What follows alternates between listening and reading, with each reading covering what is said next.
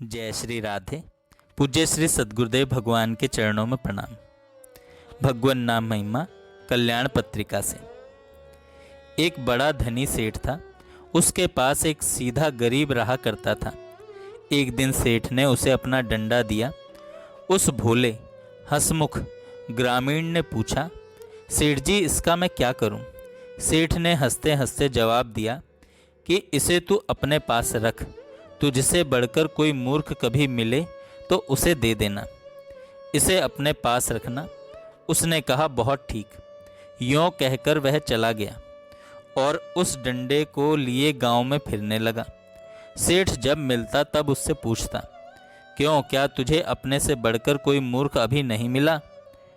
तब तो मैंने तुझको सबसे बड़ा मूर्ख समझकर सच्ची ही परख की है। इस तरह सेठ उसका मजाक उड़ाता। सेठ बीमार पड़ा। एक दिन बीमारी बहुत बढ़ गई। मरने का समय नज़दीक मालूम पड़ने लगा। उस समय उस ग्रामीण ने आकर सेठ से पूछा, क्यों सेठ जी, क्या करते हो? सेठ ने कहा, अब तो चलने की तैयारी है। ग्रामीण ने कहा, लौटकर कब तक आओगे सेठ जी? सेठ ने कहा, भाई अब तो मुझे वहाँ जाना है जहाँ से लौटकर नहीं आया जा सकता। ग्रामीण ने पूछा, खर्चा और सामान वगैरह ले लिया ना साथ में? सेठ ने कहा, भाई यहाँ का सामान वहाँ क्या काम आएगा?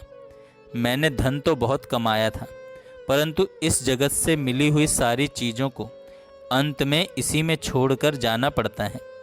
संसार के लोग जिस वस्तु को धन समझते हैं, महात्मा उसे धन नहीं मानते।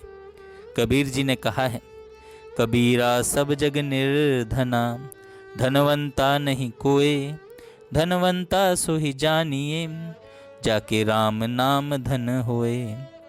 परंतु भाई उस राम नाम धन में तो मैं कंगाल हूँ, रंक हूँ, भिखारी हूँ। इसी से इस भरे हुए घर में जैसे खाली हाथ आया था वैसे ही खाली हाथ जा रहा हूँ।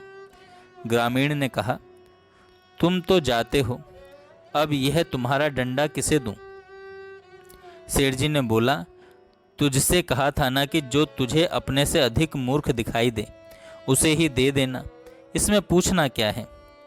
तो ग्रामीण ने कहा, तो सेठ जी यह तुम्हारा डंडा तुम ही रखो। सेठ ने कहा, किस लिए, क्यों? ग्रामीण ने कहा, जहाँ थोड़े दिन रहना है उस जगत के लिए तो इतना बड़ा वैभव, इतनी संपत्ति और इतना अटूट धन, और जहाँ अनंत काल तक रहना है वहाँ के लिए कुछ भी एकत्र नहीं किया। इससे बढ़कर मूर्खता और क्या होगी? मैं मूर्ख हूँ तो तुम मूर्ख शिरोमणि हो सेठ, इसलिए लो अपना डंडा संभालो। ग्रामीण के आखिरी शब्द सेठ के हृदय को चीरकर अंदर प्रवेश कर गए। बड़ा असर हुआ और उस समय सेठ से जो कुछ बन सका सो उसने किया।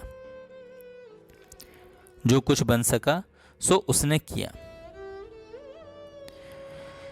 एक संत को राम नाम का जप करते देखकर किसी नास्तिक ने कहा, महाराज समय क्यों नष्ट करते हो?